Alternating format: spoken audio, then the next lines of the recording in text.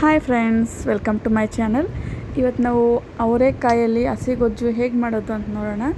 ಬಸ್ಸಾರು ಮಾಡ್ತೀವಿ, ಇದಕ್ಕಿನ ಬೇಳೆ ಸಾರು ಮಾಡ್ತೀವಿ, ಮತ್ತು ಕೈಗೊಜ್ಜು ಮಾಡ್ತೀವಿ, ಹುಳಿ ಮಾಡ್ತೀವಿ, ಮತ್ತು ಇದಕ್ಕೆ ಬಿಟ್ಟು ಅದರಲ್ಲೂ ಹುಳಿ ಮಾಡ್ತೀವಿ. ಅವೆಲ್ಲ ಒಂದು ಟೇಸ್ಟು. ಇದೊಂಥರ ಟೇಸ್ಟ್ ಹಸಿ ಗೊಜ್ಜು.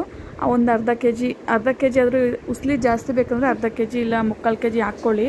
ನಾನು ಅವರೆಕಾಳು ಜೊತೆಗೆ ಸ್ವಲ್ಪ ಹಸಿ ಕಡಲೆ ಬೀಜ ಇಲ್ಲ ಒಣಗಿರೋ ಕಡಲೆ ಬೀಜ ಆದರೂ ಹಾಕ್ಕೋಬೋದು. ಖಾರ ಎಷ್ಟು ಬೇಕೋ ಅಷ್ಟು. ಹಸಿಮೆಣ್ಸಿನ್ಕಾಯಿ ನಾನು 15 ಹಾಕಿದ್ದೀನಿ.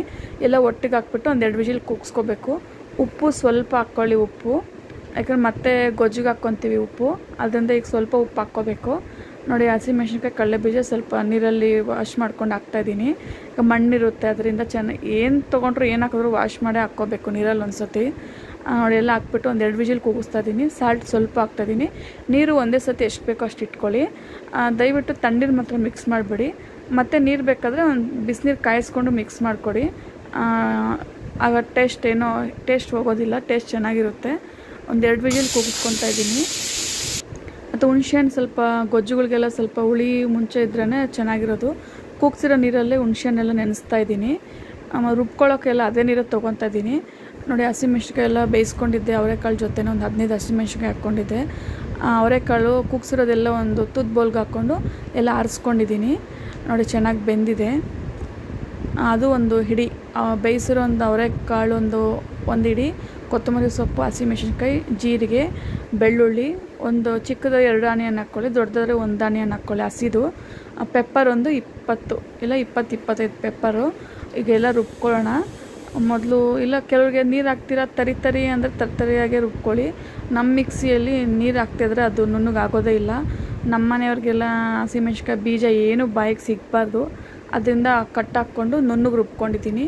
ಇದನ್ನು ಜಾಸ್ತಿ ಕುದಿಸ್ಬಾರ್ದು, ಸ್ವಲ್ಪ ಹಂಗೆ ಒಂದು ಸ್ವಲ್ಪ ಅನ್ನೋರು ಕುದಿಸ್ಬಾರ್ದು, ಸ್ವಲ್ಪ ಬಿಸಿ ಆದರೆ ಸಾಕು. ಜಾಸ್ತಿ ಕುದಿಸಿದ್ರೆ ಕಲರು ಚೇಂಜ್ ಆಗುತ್ತೆ, ಟೇಸ್ಟು ಹೋಗುತ್ತೆ. ಇದ್ರ ಹೆಸರೇ ಹಸಿ ಗೊಜ್ಜು, ಅದರಿಂದ ಸ್ವಲ್ಪ ಬಿಸಿ ಆದರೆ ಸಾಕು ಅಷ್ಟೇ. ನೋಡಿ, ಈಗ ಅದಕ್ಕೆ ಒಗ್ಗರಣೆಗೆ ಸಾಸಿವೆ ಕರಿಬೇವು ಸೊಪ್ಪು ಹಾಕ್ಕೊತಾ ಇದ್ದೀವಿ. ನಾವು ಸ್ಟಾರ್ಟಿಂಗು ಬೇಯಿಸ್ಬೇಕಾದ್ರೆ ಸ್ವಲ್ಪ ಸಾಲ್ಟ್ ಹಾಕಿದ್ವಿ, ಅದರಿಂದ ಈಗ ಇನ್ನು ಸ್ವಲ್ಪ ಸಾಲ್ಟ್ ಹಾಕ್ಕೊಳ್ಳಿ, ಗೊಜ್ಜಿಗೆ ನೋಡ್ಕೊಂಡು ಹಾಕ್ಕೊಳ್ಳಿ. ನೋಡಿ, ಈಗ ಒಗ್ಗರಣೆ ಹಾಕಿದ್ದೀವಿ. ಈಗ ಉಸ್ಲಿಗೆ ಒಗ್ಗರಣೆ ಹಾಕ್ತಾಯಿದ್ದೀವಿ. ಒಂದು ಆನಿಯನ್ನು, ಒಂದು 5-6 ಹಸಿಮೆಣ್ಸಿನ್ಕಾಯಿ, ಕೊತ್ತಂಬರಿ ಸೊಪ್ಪು, ಕರಿಬೇವು ಸೊಪ್ಪು ಕಟ್ ಮಾಡಿದ್ದೀನಿ. ಸ್ವಲ್ಪ ಈ ಉಸ್ಲಿಗೆಲ್ಲ ಎಣ್ಣೆ ಸ್ವಲ್ಪ ಮುಂಚೆ ಇದ್ರೇ ಟೇಸ್ಟ್ ಚೆನ್ನಾಗಿರೋದು. ಕೆಲವರು ಕಡಲೆ ಬೀಜ ಉದುರಿಸ್ಕೊತಾರೆ ಪುಡಿ, ಇಲ್ಲ ಕೆಲವರು ಹಸಿ ಕೊಬ್ಬರಿ ತುರಿದ್ಬಿಟ್ಟು ಹಾಕ್ಕೊತಾರೆ. ನಮ್ಮ ಮನೆಗೆ ಎರಡೂ ತಿನ್ನೋದಿಲ್ಲ, ಅದನ್ನು ನಾನು ಏನೂ ಹಾಕ್ತಾಯಿಲ್ಲ, ಹಂಗೆ ಇಷ್ಟಪಡ್ತಾರೆ.